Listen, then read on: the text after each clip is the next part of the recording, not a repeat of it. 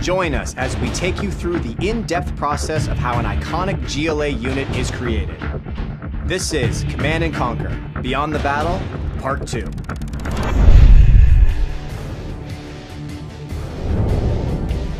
So it's really fun to work in the Generals universe. We look back at where the original game was and some of the fun unit ideas they came up with, and we think, like, how would the GLA have modified this bomb truck idea? We wanted to basically take some classic Generals 1 units, upgrade them a little, give them a little more oomph. So the GLA nuke truck in Command & Conquer is a combination of two vehicles from the original Generals, GLA bomb truck and the GLA nuke convoy. So it was a real fun one to reimagine in Command & Conquer. Everyone touches a different component, and they add personality and they develop the character of the unit as they go along. So a unit begins with the design team, where we're sitting in a room coming up with units for a specific faction. So we'll write up a basic brief for it. It is a nuke truck. It is a truck with a nuclear weapon that self-destructs. We will prototype the unit with gray boxes, repurposed art, whatever, just to see if the concept actually works within our game engine and our gameplay.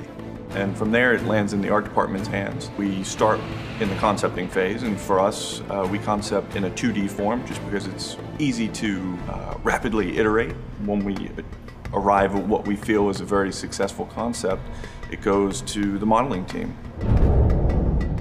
One thing we want to make that truck, make the original player remember, recall the memory he had. That's a GLA new truck I played 10 years ago.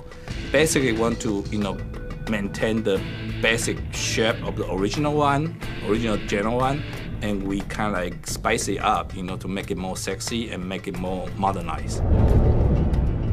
You may get this wonderful design, this wonderful model from the modeling team, and in your mind, automatically you see it in your mind how it's gonna behave inside the game. Again, we had this initial conversation with design. We tried to understand what was the scope of the unit, what it could do on the battlefield, and then we came up with an animation list. And the animation list included a speed boost, and so we created an animation that specifically makes this unit jiggle a little bit more and as it charges against your enemy base. And then we created all the hit animation and all the move animation and so on and so forth. My job as a visual effects artist is to make people just sit back and go, awesome.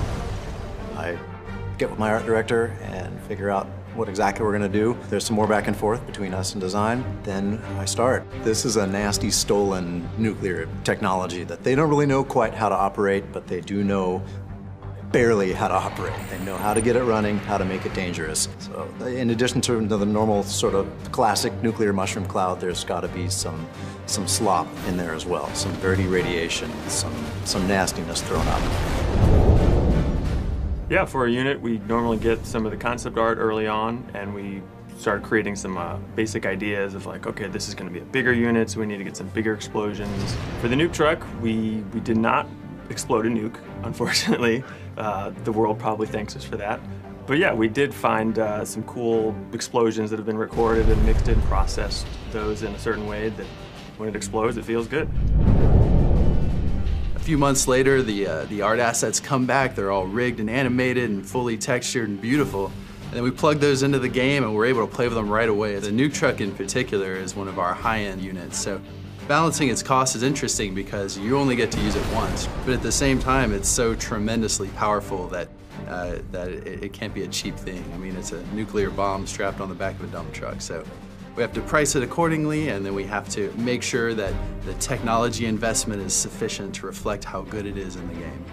So my personal favorite strategy for the nuke truck is to use it in a kind of a flanking move, where you'll advance on your opponent's base from one angle while secretly gathering a good collection of nuke trucks at a different angle.